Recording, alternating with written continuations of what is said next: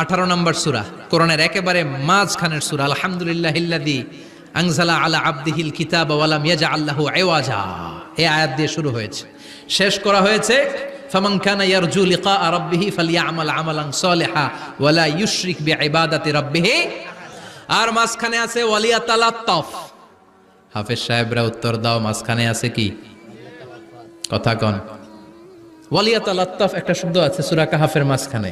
কোরআনের সব জায়গায় এক ফন্টে আয়াতগুলো লেখা, কিন্তু ওয়ালিয়াতালাত্তাফ মোটা করে লেখা আছে না, ডবল ফন্টে লেখা, মোটা, কারণ এটা কোরআনের একেবারে মাঝখানে অবস্থিত এই শব্দটা ওয়ালিয়াতালাত্তাফ।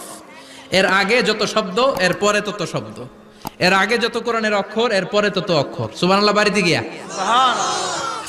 বিশ্বনবী বললেন সূরাতুল কাহাফ যে তেলাওয়াত করবে ইয়াকুনু লাহু নূর, এই সূরাতুল কাহাফ কিয়ামতের দিন তার সামনে বিশাল একটা আলো হয়ে আসবে।